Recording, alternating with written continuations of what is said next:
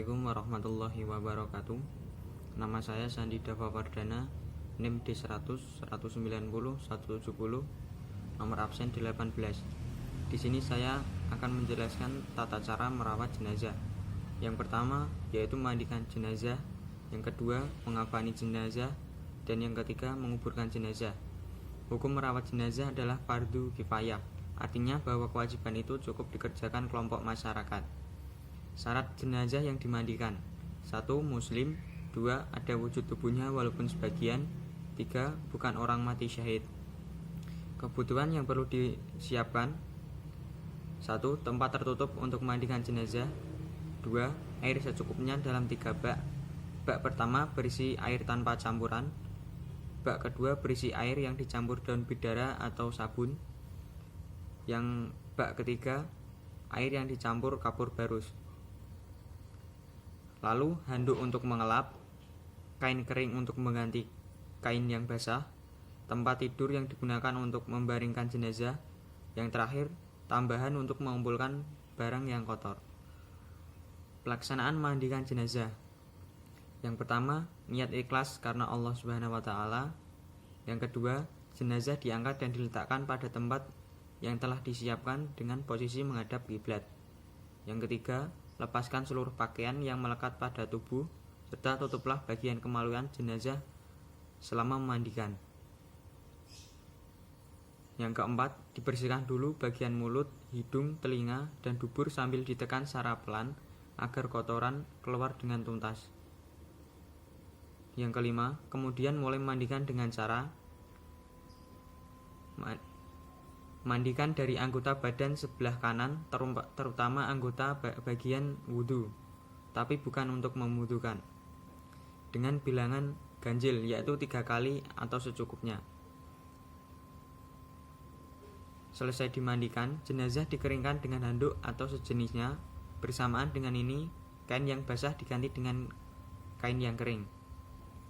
Untuk jenazah perempuan, setelah dihandui rambutnya dijalin menjadi 3 pintalan. Kemudian yang terakhir, tutup terlebih dahulu seluruh bagian tubuhnya pakai kain yang kering sebelum ditempatkan di tempat untuk mengafani. Persiapan mengafani jenazah: yang pertama, siapkan kain yang baik, bersih, dan putih. Untuk jenazah laki-laki, siapkan 3 helai kain, dan untuk jenazah perempuan, siapkan 5 helai kain, yang masing-masing yaitu kain biasa, jubah, baju kerudung, sarung kerudung. Diusahakan tidak boros dalam mengafani jenazah. Pelaksanaan mengafani jenazah: kain digelar untuk jenazah laki-laki 1 helai kain digelar di tengah, 1 helai lagi digelar di atasnya agak bergeser ke kanan, dan 1 helai lagi digelar agak bergeser ke kiri. 2. Jenazah perempuan: pertama, kain biasa digelar di tengah. Kedua, jubah digelar di tengah persis di atas kain lembar pertama dengan posisi lubang tepat berada di leher. Ketiga, baju kurung digelar di atasnya lagi dengan posisi berada pada bagian atas badan dengan lubang persis di leher. Keempat, sarung digelar di atasnya pada arah badan bagian bawah. Kelima, kerudung digelar pada bagian kepala. Setelah kain digelar, jenazah diangkat dan diletakkan di atasnya. Jenazah laki-laki dilulut dahulu dengan minyak wangi, kemudian dililitkan kain yang paling atas. Bersamaan dengan itu diambil kain penutupnya, lalu dililitkan kain yang kedua dan ketiga.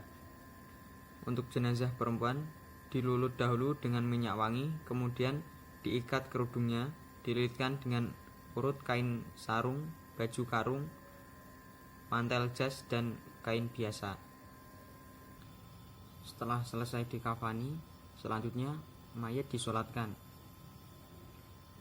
Untuk tata cara sholat mayat: jika jenazah perempuan, letak imam sejajar dengan pusar. Jika jenazah laki-laki, letak imam sejajar dengan kepala. Sholat jenazah dilakukan 4 kali takbir tanpa rukuk dan sujud.